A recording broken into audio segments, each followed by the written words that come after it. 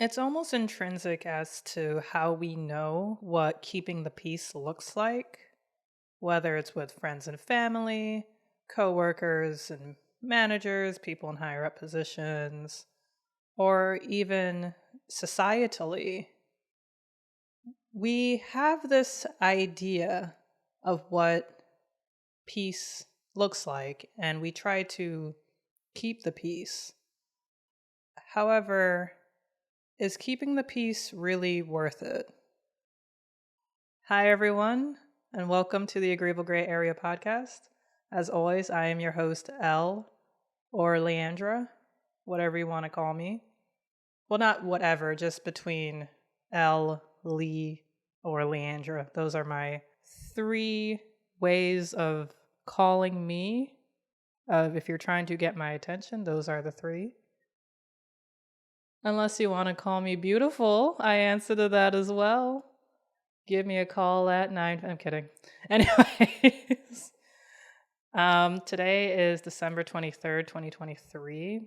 I'm saying that because I am hoping to get this episode out by Christmas. This episode and the episode before, which isn't out yet, but I know it exists because I recorded it and I'm in the process of editing it.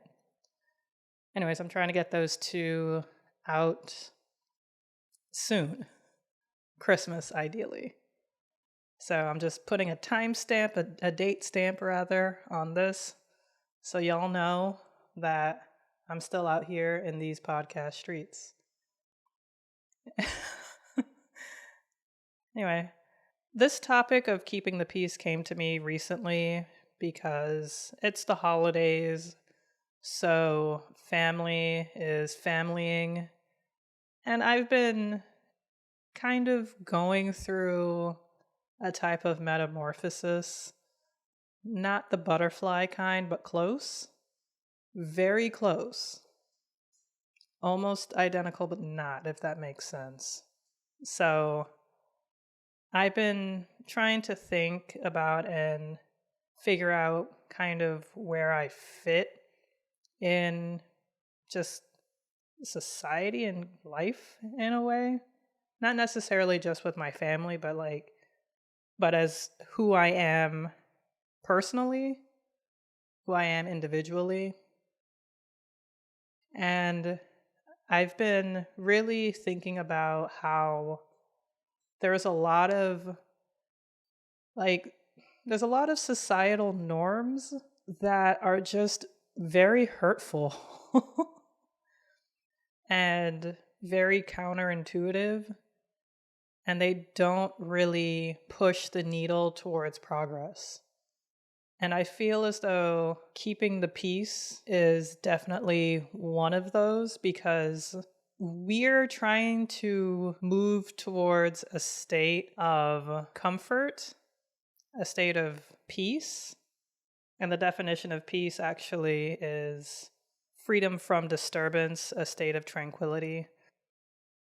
However, how society, how your job, how your family possibly are currently, it's not that. I mean, I can't speak for all of you. Some of you are probably listening to this and you're like, what? Every time I go home for the holidays, it's just peace and tranquility. Everybody knows how to talk and interact with one another.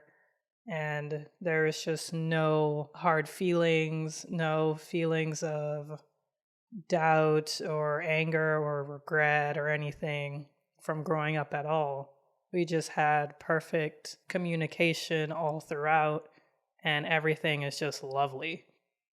And if that's you, fantastic.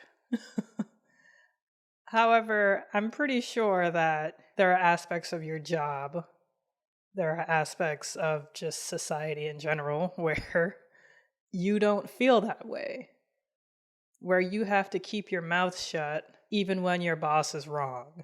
You know, you have to try to be as non threatening as possible on the off chance that this woman in front of you walking down the street may feel some type of fear because of your existence, for example. For some of you, that may not seem like that big of a deal. For a lot of you, I'm sure you understand why you have to do these things for safety within yourself, for safety for yourself. So in this episode, I want to talk about what is peace? What did that look like growing up? And what does it look like now? So, peace, as I previously defined it, tranquility, calmness, stillness, silence, even can be considered as isolation. Just no feelings of bullshit, essentially. No feelings of, as the great orator Kel Mitchell has stated several times in the famous series Kenan and Kel, here it goes. Like nothing, nothing of that nature. Just like, here we go again. This BS, this crap, this shit, you know. Like when we were younger growing up, we would hear about the whole man cave, quote unquote, how people, primarily men will have, are almost deserving of these spaces of not needing to be bothered, not having the kids around, not having the wife to quote unquote nag them about taking out the trash, just whatever, what have you.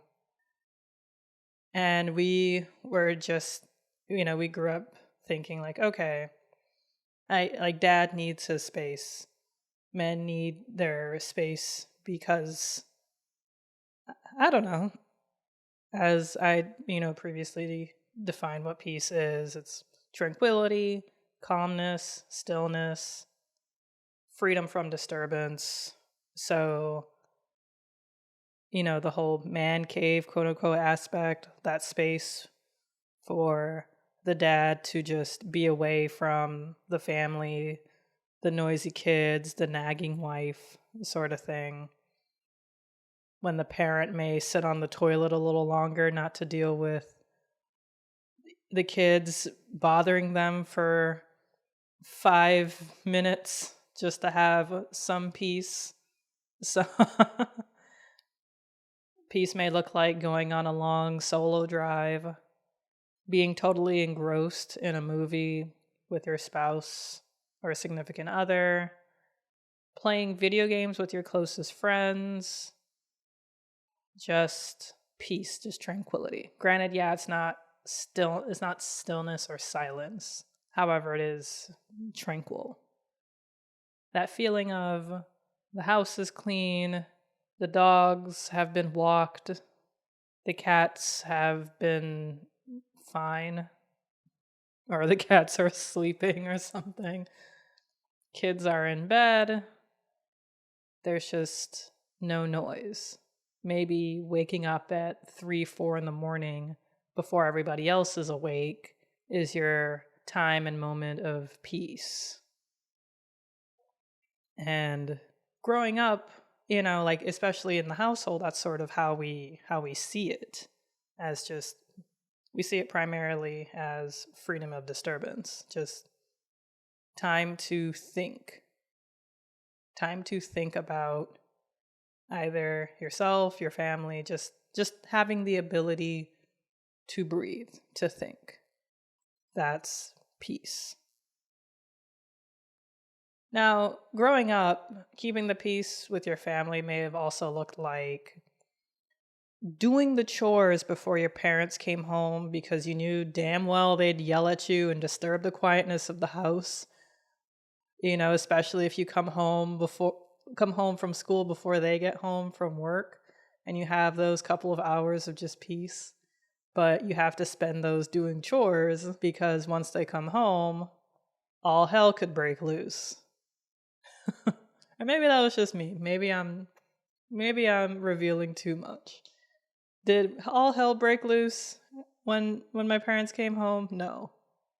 It was more so that my mom could not stop talking. She couldn't stop talking. Like the moment she entered the house until maybe she started cooking dinner, sort of, but she would just yell out my name to have me come be in, like, near her while she's cooking, just so she can see me, I guess. So I wasn't really allotted the time of just being in my room to do, and just to have peace, just to have peace of mind. Like, yeah, okay, I had a couple of hours, but I was spending that doing the chores because I knew that once she came home and the chores weren't done, then it would just be an even worse disturbance of my peace. Trying to keep the peace in the house, especially growing up in the Caribbean household, for sure. Like, it's like an unspoken, spoken rule that kids are supposed to be seen, not heard. So kids are supposed to just, like, sort of be in their room, especially when, like, your parents' guests were over, your parents' friends, for example, were over. You're supposed to just be away. However, they would still be just very loud, or my dad would be playing music that would make all the walls in the house shake because it was just that loud. And you just didn't get any peace at all. It was just constant noise, at least for me. Hopefully for some of y'all had some non-noisy parents. But it was just like, oh, I'm sitting here in my room just waiting. I was just waiting on hand and foot for my mom to just call me to come and do something. Or just call me to be near her so she can see me. And granted, I was like in my teens, and she would still be doing this. And it was just it was just aggravating. Granted, yeah, this wasn't every day. I'm probably giving her a bad rap. This definitely was not every day. But the anxiety and just, like, the lack of calmness was always within my body. Like, I was just doing something and you feel like you're doing something wrong because you're just waiting for her to just yell at you about anything. And it wouldn't even necessarily be that she's mad. It's just I could never differentiate whenever she'd call my name because it always just sounded like she was mad. She could have yelled out to me and she'd just be like, "Oh, you did so great on your report card." Or it could be like she'd just yell at me to help her find the TV remote, or she'd yell at me because she's legitimately mad at me. All those times sounded exactly the same. So I never really had, like, that calmness. It was always just me waiting on her to yell at me and go off on me about something. So that's me revealing a whole bunch. I'm sure a lot of Caribbean listeners can definitely relate, because I've seen some funny Instagram sketch comedians, some Jamaican sketch comedians who mimic how their parents or grandparents talked and acted. And it's funny, and it also gives me a little bit of PTSD. I'm not gonna lie, because it is just like, why are y'all so angry for no reason? It was so unnecessary. It was so unnecessary. But at my home, I guess that to them was how they wanted the peace to be kept. Like, me being in my room was probably disturbing my mom.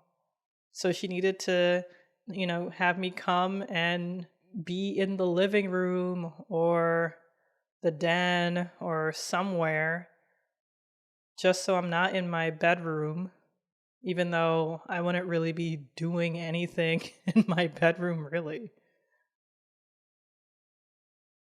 One way of keeping the peace, especially with friends, for example, would have definitely been not telling your friend that you have a crush on them. If you guys work so well as friends, you wouldn't want to disturb the peace of friendship. You wouldn't want to rock that on the off chance that they didn't return your feelings. However, that feeling that's bubbling up inside you, that anxiety, that trepidation, that's not peaceful. you're not comfortable.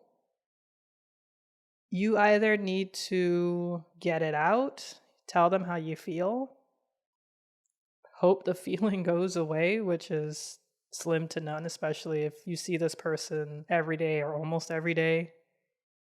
Or you find somebody else to date who takes your mind off of the friend you have a crush on.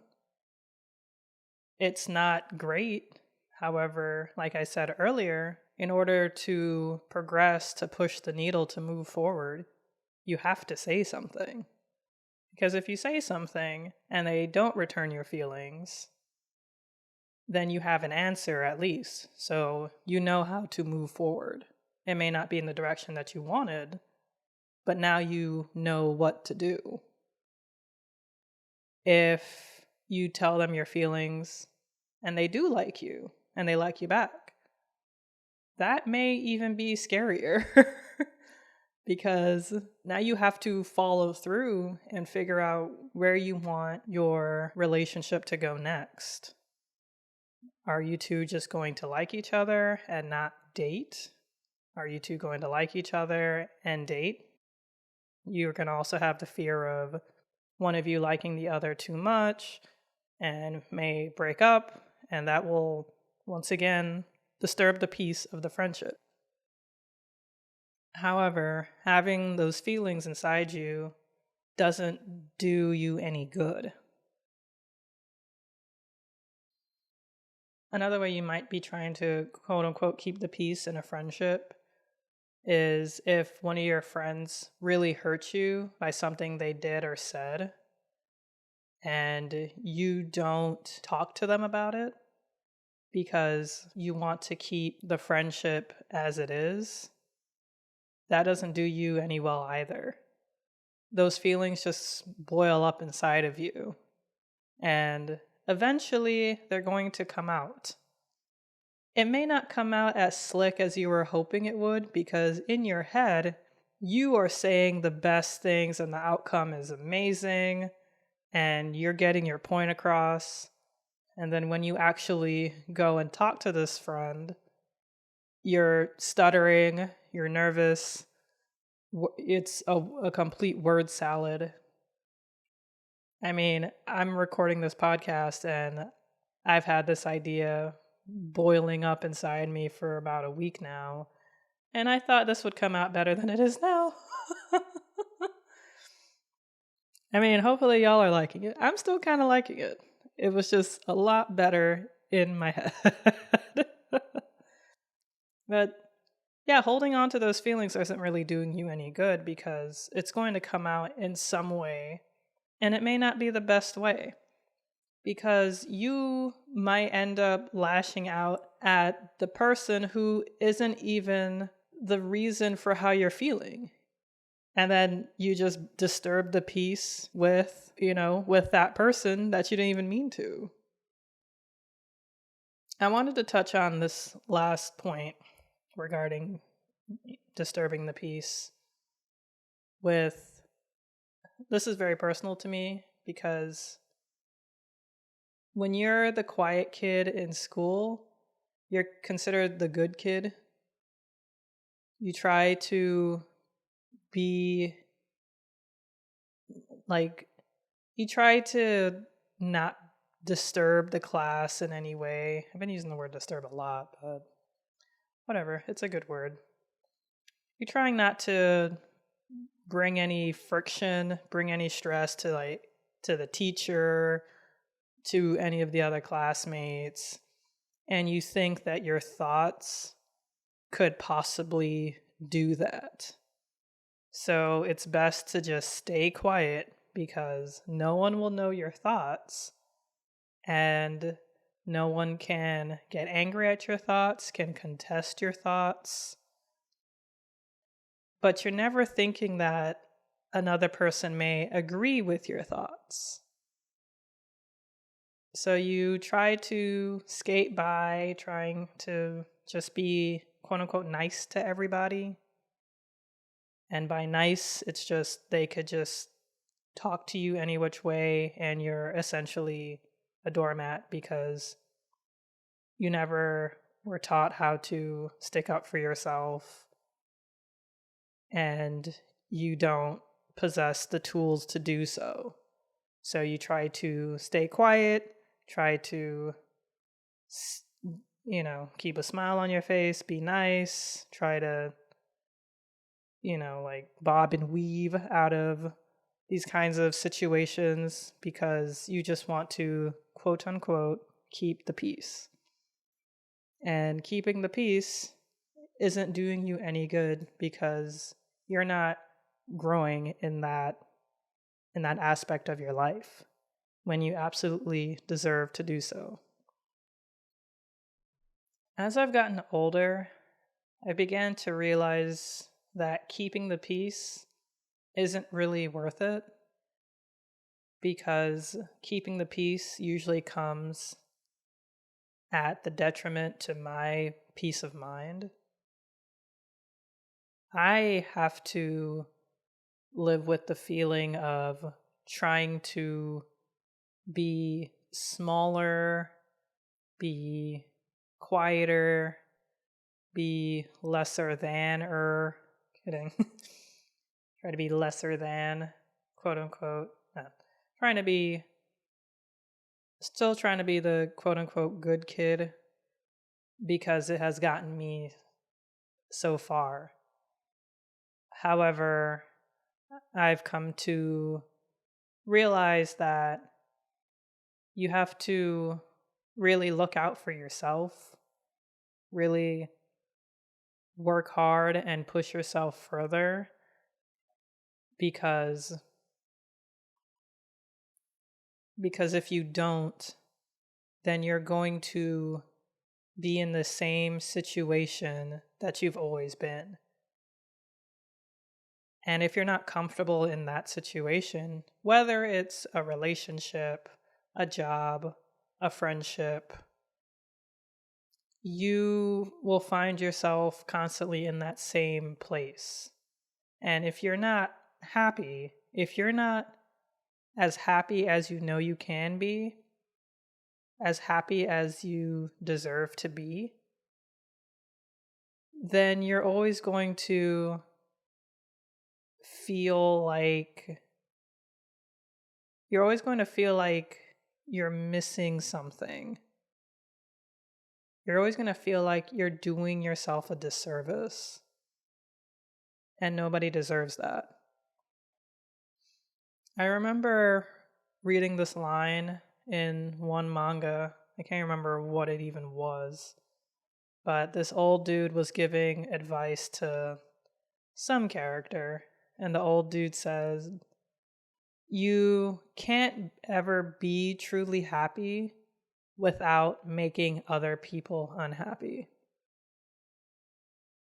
And that really resonated with me when I read that several years ago, because it makes perfect sense.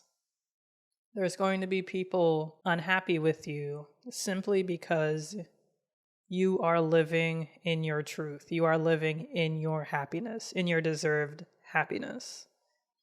There will be people who will get envious of your life. There will be people who will want to sabotage your life. There will be people who expect you to continue being who you've always been, whether it's a doormat, too nice, too forgiving, too giving. And if you don't continue acting like that, they will be unhappy with you. They will be offended almost. When you're trying to just get to a state of peace that's higher than where you thought you should be. That said, thank you all so much for listening to this episode. I am hopefully going to edit it tomorrow because tomorrow's Sunday. It's also Christmas Eve. This episode was recorded using a Shure MV7 mic on Adobe Audition. You can catch this episode on Spotify, iHeartRadio, Apple Podcasts, and essentially wherever you get your podcasts. That said, I think this might be the end of the season. I know the season only had 8 episodes. However, I kind of just want to end the year with this. I might do 2 more episodes and just have it drag on to next year, which is fine. This isn't a consistent podcast. However, I do want to be more consistent in the new year. I think I'm getting a better grasp on scheduling and trying to get things in order. Long story short, I really just need to sit down and do the shit. So with that said, you can email the show at agreeablegrayarea@gmail.com. You can also go to agreeablegrayarea.com and subscribe. Gray spelled with an A. And with that said, thank you all so much for listening, and I'll catch you on the next one.